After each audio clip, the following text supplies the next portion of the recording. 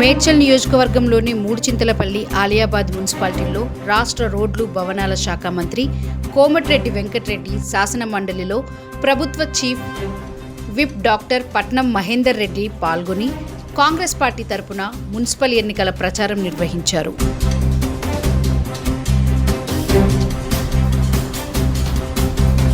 Medchal Congress party అధ్యక్షుడు వజ్రేష్ యాదవ్ నేతృత్వంలో బహిరంగ సభలు జరిగాయి. ఈ కార్యక్రమంలో మాజీ ఎమ్మెల్యే మలిపెద్ది సుధీర్ రెడ్డి, మాజీ జిల్లా డీసీసీ అధ్యక్షుడు సింగిరెడ్డి హరివర్ధన్ రెడ్డి, నక్క ప్రభాకర్ గౌడ్, మాజీ మేయర్ తోటకూర అజయ్, కోలన్ హనుమంత్ రెడ్డి, కూన శ్రీశైలం గౌడ్ తదితరులు పాల్గొన్నారు.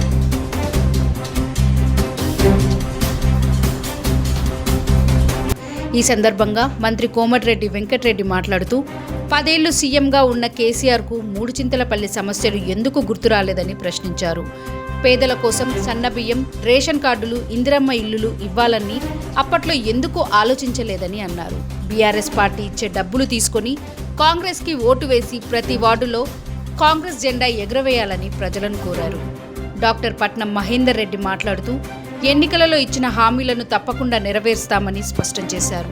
6 గ్యారంటీల అమలుతో మహిళలు, నిరుపేదలు లక్షలాది మంది లబ్ధి పొందారని తెలిపారు.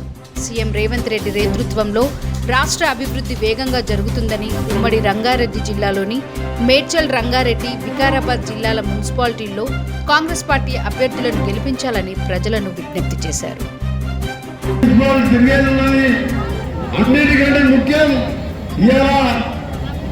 మూడుచింతలపల్లి, ఐలంపేట, ఆలియాబాద్ మున్సిపల్ చైర్మన్లు గెలిపించి మన గౌరవ ముఖ్యమంత్రి గతంలో మీ అందరి ఆశీర్వాదంతో పార్లమెంట్ లో అడుగుపెట్టి తన గలాన్ని వినిపించాల ముఖ్యమంత్రి ఉన్న రేవంత్ రెడ్డి గారికి కానుకగా ఇవ్వాలని మీ అందరూ కూడా చేతులెత్తి నమస్కరిస్తున్నాం. ఇది గెలిపించే వరకే ఈ ఓటు పేదవానికి సంబంధించిన ఎన్నికలవి. ఇవాళ పోతే రేవంత్ రెడ్డి గారి పదవి పోదు, నా పదవి పోదు. కానీ పేదవానికి ఇల్లు కావాలన్నా, పేదవారికి కష్టం వచ్చినా, పేదవాడు హాస్పిటల్లో పోవాలన్నా ఇలా రాజీవ్ ఆరోగ్యశ్రీ నుంచి 5 లక్షలకి వెళ్ళి 10 లక్షలు చేసినాం. ఈ రోజు ప్రతి కాన్స్టిట్యూన్సీలో 200 కోట్లతోని మీ పిల్లలు ఇంగ్లీష్ మీడియం చదివించాలని కూలికి నాలికి పోయి ఒక పూట ఉపవాసం ఉండి ప్రైవేట్ స్కూల్లో చదివిస్తుంటే రాష్ట్రంలో 20,000 కోట్ల రూపాయలతోని ప్రతి అసెంబ్లీలో 200 కోట్లతో ఇలా కోటీజన్లు చదువుకునే స్కూల్ కట్టిస్తున్న మన ముఖ్యమంత్రి గారు విద్యాశాఖ మంత్రిగా ఆలోచన చేసి పేదోళ్ళకు మంచి విద్యనిస్తే వాళ్ళు బాగుపడతారని చెప్పి ఒక ఆలోచనతో అలాంటి కార్యక్రమాలు చేస్తున్నాం. ఇలా ఇందిరమ్మ ఇల్లే కాదు, మీ ఇలా బస్ ఎక్కితే వరండి టికెట్ తీసుకున్నా అక్క చెల్లెని చెప్పాలి. మీరు 2 ఏళ్ళకి టికెట్ తీసుకున్నా దానికి ఎంత ఖర్చు అయింది? ఎంత? 10,400 కోట్లు రాష్ట్ర ప్రభుత్వం ఆర్టీసీ కట్టిందంటే అది మహాలక్ష్మి పథకం. అక్క చెల్లెలు మీరు యాదగిరి ఉంట పోయినా, హైదరాబాద్ పోయినా, మేడ్చల్ పోయినా, ఎక్కడ పోయినా టికెట్ అడగకుండా ఇలా పోతుందంటే నెలకు 500,000 రూపాయలు మిగులుతున్నాయి. పేదవాళ్ళు చిన్న ఇంట్లో ఉంటే 600,000 రూపాయల కరెంటు బిల్లు మిగులుతున్నది. ఇవాళ మేము సిలిండర్ మీద 500 రూపాయలు సబ్సిడీ ఇస్తున్నాం. దాంతో పాటు ఇలా పేదవానికి సంబంధించిన ఇందిరమ్మ చీరలు ఇస్తే మీరు అప్పుడు ఎమ్మెల్యేగా, ఎంపీగా ఉన్నా ఆయన బస్తాల చీరలు అనుకొస్తే ఇవాళ మీ క్యాబినెట్ లో ముఖ్యమంత్రి గారు మేము అందరం కూర్చొని మన అక్క చెల్లెళ్ళు, మా భార్య పిల్లలు ఏ చీర కట్టుకుంటే ఆ చీర కట్టుకోవాలని 1000 రూపాయల చీర చేసే విలువ. మంచిగా ఉన్నాయా లేదా చీరలు? చీరలు మంచిగా ఉన్నాయా చెప్తలేదు మీరు? అప్పటి చీర కట్టుకుని అప్పటి చీరలు కిటికీలకు దూరం రాకుండా దొరలో కట్టుకునేది. ఈ చీరలు కట్టుకోవచ్చు. మా భార్య అయినా గదే చీర కట్టుకుంటుంది, మీరైనా అదే చీర కట్టుకుంటాం. మీరైనా గదే సన్న బియ్యం తింటాం, మీరైనా సన్న. మరి ఎందుకు కలుస్తూ హరివర్ధన్ రెడ్డి గారు ఈయన ఫామ్ హౌస్ గిడంగా పోతాడు. ఎందుకో డెప్యూటీసీగా ఓడగొట్టలేదు హరివర్ధన్ రెడ్డి. మీరు గెలిపించింది కదా, దత్తత తీసుకున్నాడు. ఈయన మూడుచింతల మంది దత్తత తీసుకున్నాడు. ఎంతమందికి ఇల్లు కట్టించింది చెప్పండి? ఎంతమందికి ఇల్లు కట్టించిండు? దత్తత ఏముంది? సొంత కొడుకుని చూసుకున్నాడు, చూసుకోవాలి. కొడుకేవో లక్షల కోట్లు సంపాదిస్తాడు. దత్తత తీసుకున్న మూడుచింతలపల్లి 3 ఇల్లు కట్టబట్టి ముఖ్యమంత్రి, మాజీ ముఖ్యమంత్రి గారు ఇక ఇళ్ళని ఎట్ట పోగు తెచ్చింది. ఇంకా పోవాలంటే కూడా సిగ్గుపడాలి. ఈ విధంగా పోవాలంటే దత్తత తీసుకున్నాం. అందుకనే రూట్ మార్చి వేరే ఊరికి పోతున్నాడు మా సుధీరణ చెప్తుంది. అందుకనే నేను ఇలా ఉట్టిగానే కన్జర్వేషన్ బోర్డు కానీ 2 బ్రిడ్జిలు అడిగాను. ముడిచిద్దరపల్లి, నాగశెట్టిపల్లి,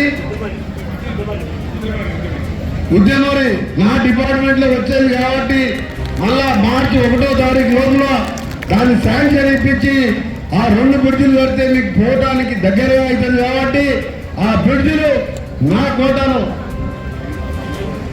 అనంతరంటూ నర్సంపల్లి రోడ్డు ఇవన్నీ కూడా జరుగుతున్నాయి. ఇంకా స్పీడప్ చేస్తూ ఈ 2 బ్రిడ్జిలతో పాటు కన్జర్వేషన్ సమస్యలు కూడా తప్పకుండా ముఖ్యమంత్రి మీ ప్రియతమ నాయకుడు మీ గత పార్లమెంట్ సభ్యుల్ని తప్పకుండా ఒప్పించి ఆ సమస్యకు శాశ్వత పరిష్కారం చేస్తే ఇవాళ 2 కోట్లు ఉన్న ఎకరం భూమి 10 కోట్లకు అవుతుంది. మీరు రాసి పెట్టుకోండి. కోమటిరెడ్డి వెంకటరెడ్డి అంటే పట్టుబడతారు తప్ప పదవుల కోసం పాపలాడే మనిషిని కాదు. ఇవాళ రాత్రి కూడా మాట్లాడుకున్నాం 5-6 గంటలు కూడా ముఖ్యమంత్రి గారి ఇంట్లో మాట్లాడుకోవాలి. అప్పుడే మహేంద్ర కూడా ఫోన్ చేసి మన డీసీ ప్రెసిడెంట్ ఫోన్ చేసి ఒకటే చెప్పాడు, అన్నా నువ్వు ఎక్కట్లనే పోయి అక్కడ ఏం కావాలో చెప్పు, తప్పకుండా నువ్వు ఎప్పుడు కూడా ప్రజా సమస్యల మీద కొట్లాడతావు కాబట్టి నువ్వు క్యాబినెట్ లో సీనియర్ మినిస్టర్ గా ఆ సమస్యలన్నీ తీసుకురా, తప్పకుండా 3 చింతలపల్లి మున్సిపల్ ఎన్నికల ప్రచారానికి వచ్చిన సందర్భంగా పెద్ద ఎత్తున స్వాగతం పలికిన మా అక్కలకు, చెల్లెళ్లకు, మా తమ్ముళ్లకు, అన్నలకు మీ అందరికీ 2 చేతులెత్తి నమస్కరిస్తూ ఈరోజు మీ అందరినీ చూస్తుంటే తప్పకుండా 3 చింతలపల్లి మున్సిపల్ చైర్మన్ గా అందరు కౌన్సిలర్ గెలిపిస్తారని నాకు నమ్మకం కుదిరింది. ఇంత పెద్ద ఎత్తున అక్క చెల్లెళ్ళు వచ్చిందంటేనే అది శుభసూచకం. ఇది అందుకనే మీ అందరూ కూడా చేతులెత్తి నమస్కరిస్తూ వచ్చే ఎన్నికల్లో మున్సిపల్ చైర్మన్ పై కాంగ్రెస్ జెండా ఎగరాలి. ప్రతి పేదవారి గుండెల్లో ఈ ప్రభుత్వం చేపడుతున్న ప్రజా ప్రభుత్వం చేపడుతున్న కార్యక్రమాలు పేదవారికి అందరూ ఇల్లు కొట్టుకోవాలి. పేదవాడు ఎవరు కూడా బాధపడకుండా ఈ రోజు తెల్ల రేషన్ కార్డు అనేది 10 సంవత్సరాలు కేసీఆర్ ప్రభుత్వంలో ఒక్క కార్డు వచ్చిందా మీకు? ఒక్క కార్డు అన్నా ఇలా తెల్ల కార్డు వచ్చింది, సన్న పిఎం వచ్చింది, 5 లక్షల ఇద్దరమ్మ ఇళ్ళు వస్తాయి. ఇవాళ చిన్న ఇళ్లలో కరెంటు లేదు. ఇవన్నీ పేదవాళ్ళు ఒక్కసారి కేసీఆర్ గారు ఆలోచన చేసిన పేదల గురించి. అదే ఇవాళ రేవంత్ రెడ్డి గారి నాయకత్వంలో మనం ఈ కార్యక్రమం చేస్తూ ఇంకా చేయవలసిన కార్యక్రమాలు చాలా ఉన్నాయి. ఈ కార్యక్రమంలో పాల్గొంటున్న సభాధ్యక్షులు మా సోదరులు రుద్రేష్ యాదవ్ గారు, అలాగే మా అన్న 6 సార్లు ఎమ్మెల్యేగా ఎమ్మెల్సీగా విప్పుగా ఉన్న మహేందర్ అన్నకు, అలాగే మా సుధీర్ అన్నకు ఎక్స్ఎమ్మెల్యే, అలాగే మా సోదరుడు చిన్ననాటి మిత్రుడు హరివర్ధన్ రెడ్డి గారికి, ఇంకా ఈ రోజు కార్యక్రమం పాల్గొంటున్న మన ఈ ప్రాంతం నుంచి పోటీ చేసినటువంటి మిత్రులందరికీ ధన్యవాదాలు తెలియజేస్తా ఉన్నాను. అమ్మ మీరు 2 విషయాలు అడుగుతా. 2 సంవత్సరాలు 2 నెలలు అయింది మన ప్రభుత్వం వచ్చి. ఎవరన్నా ఏ టీఆర్ఎస్ అన్నా ఏ బీజేపీలన్నా వచ్చి ఒక ఊరికి వచ్చి ఒక ఇల్లు ఇప్పించింది అమ్మా? ఇప్పించిందమ్మా? చెప్పండి, ఇప్పించిందా లేదా? ఎవరు ఇప్పియలే మనకు. మన ప్రభుత్వం, మన ముఖ్యమంత్రి, మన రేవంత్ రెడ్డి ప్రభుత్వం వచ్చినాక ఈ ప్రాంతంలో 1000 ఇంటి ఇప్పించినాం తల్లి మనం మన ప్రభుత్వం ద్వారా. ఒక 1000 ఇల్లు ఇప్పించినా లేదా? దానితో పాటు ఈ ప్రాంతంలో సోదరి మనందరికీ అమ్మ మన 6 గ్యాస్ ఏదైతే 200 యూనిట్లు కరెంటు బిల్లు ఎంతమందికి గ్రహిస్తుందో చెప్పు తల్లి. ఎంతమందికి వస్తుందమ్మా? ఎంతమందికి వస్తుందో చేతులు ఎప్పుడు? మన ప్రభుత్వం వచ్చినాక మనం ఏదైతే చేసినామో మన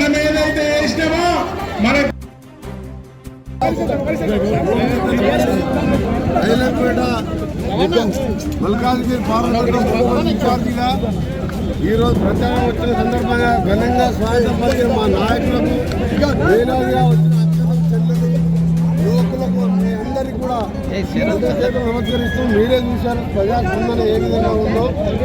ఈరోజు ఒకటే ఇక్కడ గత 5 ఏళ్ళు మినిస్టర్గా అంతమంది ఎంపీగా ఉండి ఏం చేయలేని వ్యక్తి ఈరోజు ప్రభుత్వం లేని వ్యక్తి డబ్బులతో గెలవాలని మీరు ఈరోజు ఒకటే చెప్తాను. గౌరవ ముఖ్యమంత్రి గతంలో ప్రాతినిధ్యం వహించిన పార్లమెంట్ సభ్యునిగా ఒక సీనియర్ మినిస్టర్గా పక్క జిల్లా అయిన భువనగిరిలో గతంలో ఎంపీగా ఉన్న వ్యక్తిగా తెలంగాణ ఉద్యమకారునిగా మీ అందరికీ పాటిస్తున్న ఈ 3 మున్సిపల్ చైర్మన్ గెలవండి. ఆయన దత్తత తీసుకొని మోసం చేసింది. నల్గొండ కూడా ఒకసారి దత్తత తీసుకుని నన్ను 5వసారి ఓడగొడితే 6వసారి భువనగిరిలో గెలిపిస్తున్నాను. దత్తత తీసుకొని మోసం చేయడం కేసీఆర్ అలవాటు కానీ మాకు అలవాటు లేదు. ఇది దత్తత కూడా కాదు, నా బాధ్యతగా గతంలో ముఖ్యమంత్రి గారు పాలించే కాన్ఫరెన్స్ కాబట్టి ఇక్కడ జిల్లా కాంగ్రెస్ ఇన్ఛార్జ్ ఉద్రేష్ యాదవ్ గారి నాయకత్వంలో ప్రతి సమస్యని పట్టుదలతో సెక్రటేరియట్లో 3 మున్సిపల్ చైర్మన్లు మా ఇన్ఛార్జ్ గారు నా దగ్గరికి వస్తారు. ఈ రోడ్లు చెప్పిన కొన్ని బ్రిడ్జులు మూర్తింతలపల్లి నాగశెట్టిపల్లి కానీ ఇంకా కన్జర్వేషన్ జోన్ తీసేయడం కానీ ప్రతి విషయంతో పాటు ప్రతి మున్సిపాలిటీకి 50 కోట్ల రూపాయలు ఇచ్చి గ్రామీణ ప్రాంతాలలో కలిపిరు. ఎక్కడ అండర్గ్రౌండ్ లేదా సీసీ రోడ్లు లేవు. ఆయన గజ్వేలు సిద్దిపేట సిరిసిల్లే డెవలప్ చేసుకుని తప్ప తెలంగాణ ఎక్కడ డెవలప్ కాలేదు. దత్తత తీసుకుని మూర్తింతలపల్లినే మర్చిపోయింది ఆయన. అలాంటి వారిని చేసి చూపిస్తా. ఒక 6 నెలలలోపే నేను చెప్పిన మాటలు మీరు చెప్పిన సమస్యలు అన్నీ కూడా నాకు ఒక నిమిషంలోనే అర్థమవుతాయి. ఎందుకంటే 30 ఏళ్ళు ఎమ్మెల్యేగా ఎంపీగా 2 సార్లు మినిస్టర్గా ఉన్న వ్యక్తిగా తెలంగాణ ఉద్యమకారునిగా జాతిపిత అని ఆయన చెప్పుకుంటుండు. శ్రీకాంతాచారి కాన్సేపు దుష్టే లాంటి వాళ్ళు 11 మంది ఆత్మ బలిదానం చేస్తే మా సోనియా గాంధీ గారు చూడలేక తెలంగాణ ఇస్తే ఇవాళ తెలంగాణ దేవత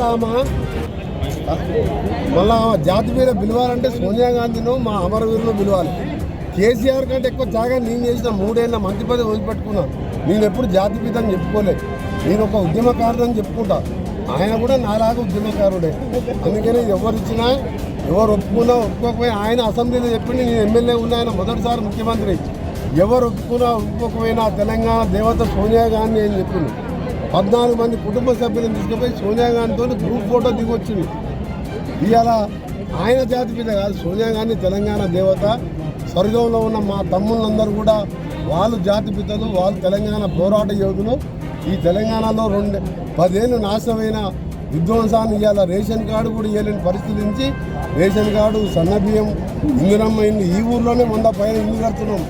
వచ్చే సంవత్సరం 100-200 ఇస్తాం, ఇంకో సంవత్సరం 200 ఇస్తాం. 5 లక్షల ఇల్లు భారతదేశంలో ఏ ప్రభుత్వం కూడా 5 లక్షల ఇయ్యేది. ప్రధానమంత్రి యోజన ఇస్తే కూడా 1,70,000. 5 లక్షలతో ఇవాళ పేదవాడు ఇల్లు కట్టుకుంటుంటే ఇల్లుకు సొంతం ఇల్లు ఉంటే ఆత్మగౌరవానికి ప్రతీక.